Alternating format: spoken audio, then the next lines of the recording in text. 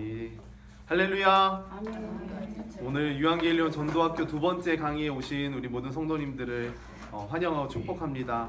우리 안에 있는 복음의 열정과 새로운 하나님 나라의 영광을 경험하고 우리의 헌신과 우리의 믿음의 고백을 통해 아름다운 신앙의 열매가 맺어지게 될 줄로 믿습니다. 잠깐 기도하시겠습니다.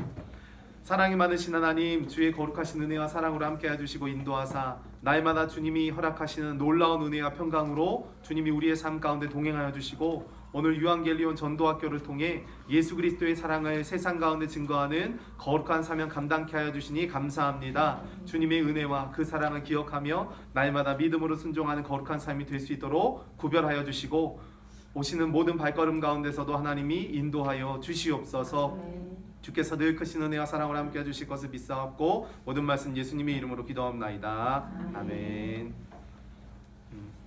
제가 오늘 나누어드린 자료 보시면요, 갈릴리 마을 그 숲속에서라고 하는 찬양을 제가 나누어드렸습니다. 갈릴리 마을 그 숲속에서 우리 주제 찬양이거든요. 우리 같이 함께 찬양하겠습니다.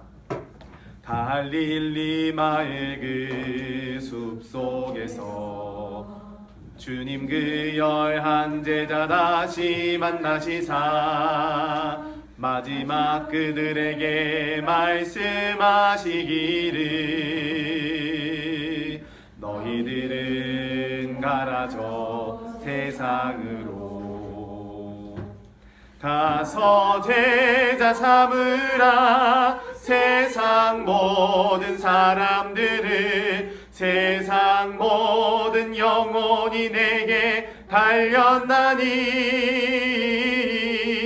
가서 제자 삼으라 나의 길을 가르치라 내가 너희와 항상 함께하리라 가서 제자 삼으라 가서 제자 삼으라 세상 모든 사람들을 세상 모든 영혼이 내게 달렸나니 가서 제자 삼으라 나의 길을 가르치라 내가 너희와 항상 함께 하리라. 아멘.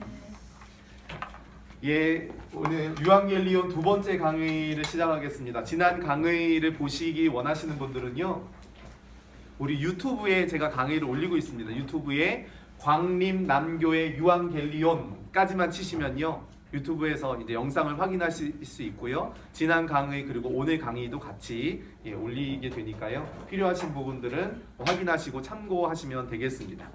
지난 첫 번째 강의 때 우리가 나누었던 내용을 잠깐 이야기를 드리면요, 유한계일리온이 무엇인가에 대한 이야기를 잠시 나누었죠. 일반적인 의미와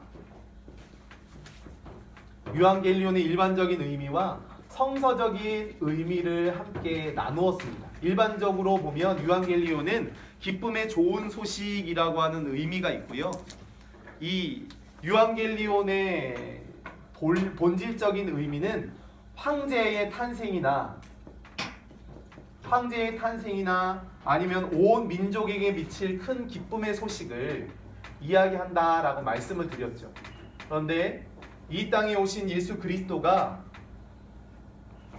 우리의 삶 가운데 참된 구원과 생명의 주가 되시기 때문에, 생명의 주인이 되시기 때문에, 즉 예수 그리스도께서 이 땅에 유한계일리온 복음의 기쁜 소식이 되신다라고 하는 이야기를 말씀을 드렸습니다. 그러면서 복음이라고 하는, 복음 안에 있는 예수 그리스도, 복음이라고 하는 예수 그리스도의 의미와 바울이 생각하는 복음, 예수 그리스도, 신약에서 살펴보는 예수 그리스도에 대한 이야기를 살펴보았고요. 복음의 대상자에 대한 이야기를 살펴보았죠. 과연 우리가 복음을 전해야 하는 대상자, 소위 불신자라고 하는데, 이 불신자들이 어떤 사람들인가? 우리가 결론적으로 이야기를 드리면 우리가 생각했던 것보다, 우리의 생각보다 훨씬 더 우호적인 사람들일 수 있다라는 사실을 말씀을 드렸습니다. 우리가 생각했던 것보다 훨씬 더 우호적일 수 있다라는 사실을 말씀을 드렸고요. 그러면서 이야기했던 게 톰 레이너의 불신자 유형을 연구하는 그런 연구 결과와 전도에 대한 이야기를 드렸는데, 우리 한국 사회의 표본 조사를 통해서도 말씀을 드렸죠. 적대적인 극심하게 반대하는 적대적 반대자들도 있고, 또 저항하는 사람들, 그 중간적인 위치에 있는 사람들, 그리고 구도자들, 그리고 복음의 결신을 기다리는 대기자들이 있다라고 말씀을 드렸는데, 이 퍼센테이지가요 굉장히 비슷하게 나와 있습니다. 그래서 우리가 생각하는 것보다 이 적대적인 반대자들이 그렇게 많은 숫자가 아니다라고 하는 사실을 우리가 함께 나누었던 기억이 있습니다. 그러면 오늘 강의로 들어가면 복음에 대한 두 번째 이야기를 나누게 될 텐데요. 복음이란 무엇인가 라고 적혀 있습니다. 1페이지에 보면 두 번째 강의에 나에게 복음이란 무엇인가 라고 하는 부분이 있죠. 나에게 복음이란 무엇인가? 우리를 구원하시는 예수 그리스도의 십자가, 그리고 우리를 구원하신 부활의 주 예수 그리스도가 바로 우리의 복음, 나의 복음이 될 수 있다라는 거죠. 여러분의 마음의 고백으로 한번 적어보시면 좋을 것 같아요. 내가 생각하는 예수 그리스도, 내가 생각하는 복음이 무엇인지를 한번 적어보시면 좋을 것 같다라는 생각이 듭니다. 마가복음 1장 14절로 15절 말씀 가운데 보면 이 복음이 무엇인지에 대한 이야기가 나와 있는데요. 이 복음은 바로 하나님 나라에 대한 좋은 소식이다. 하나님 나라에 관한 좋은 소식이다. 이렇게 우리에게 소개를 해주고 있습니다. 그리고 로마서 1장 3절로 4절, 그리고 고린도후서 4장 3절로 6절에 보면 메시아, 즉 메시아이신 예수 그리스도에 대한 좋은 소식이죠. 그리고 고린도전서 15장 1절로 5절 말씀 가운데 보면 예수 그리스도의 죽음과 부활에 대한 좋은 소식을 의미합니다. 그리고 에베소서 3장 말씀 가운데 보면 강의 안에 기록이 되어 있습니다. 하나님의 백성에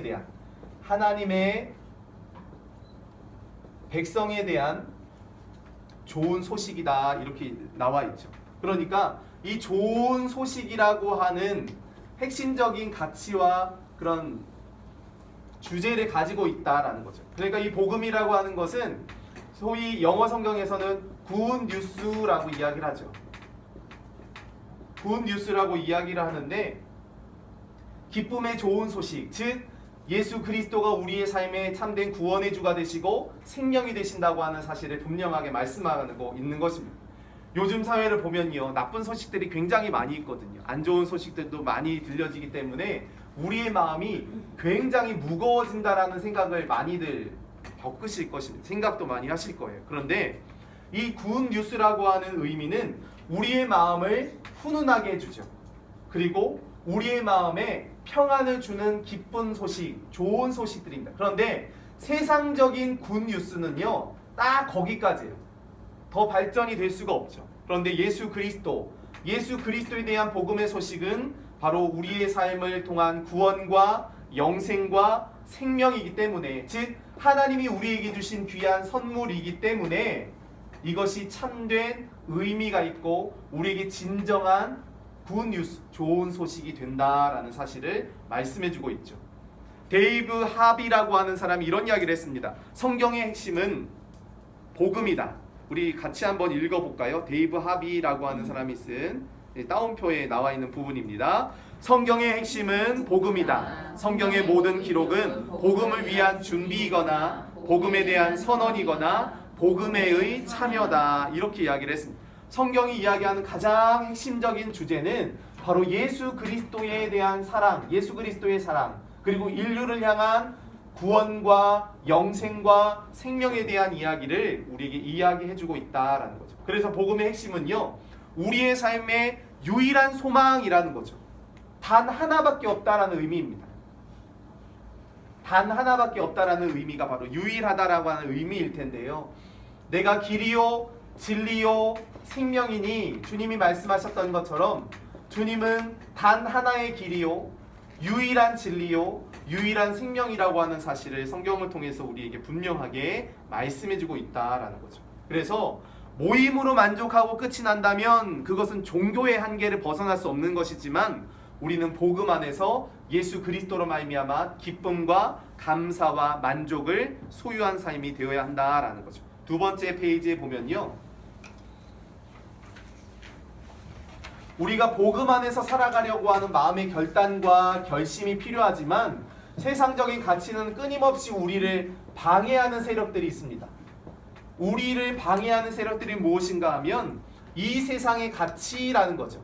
바로 우상의 것들입니다.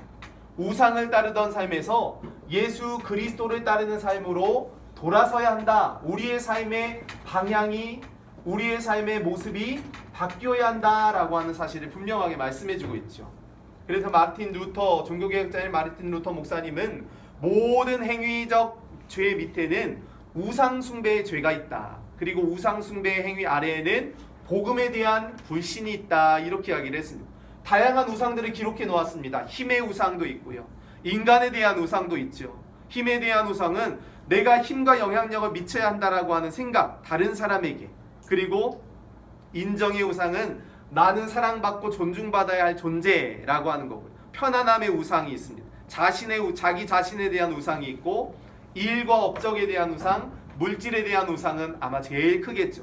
경제적으로 우리가 자유가 있고 우리가 살아감에 있어서 이 물질적인 것이 꼭 필요한 것이지만 물질의 노예가 되는 삶이 아니라 물질을 적극적으로 다스릴 줄 알아가는 지혜로운 삶이 되어야 한다라는 거죠. 그리고 외모의 우상도 있고 가족, 자녀에 대한 우상도 있고요. 종교의 활동, 종교 활동에 대한 우상도 있다라고 적어 놓고 있습니다. 그러니까 참된 복음, 예수 그리스도에 대한 믿음과 신앙이 아니라 종교적인 활동에 만족하는 것으로 딱 끝나버리는 삶이라는 거죠. 이것이 바로 우리의 삶의 우상이 될 수 있다라고 하는 의미이고요. 우리가 단순히 교회에 다니고 우리의 일상생활을 하면서 위로를 받고 만족을 얻는 삶이 아니라 예수 그리스도 안에서 복음의 참된 능력을 경험하는 삶이 되어야 한다라는 것입니다.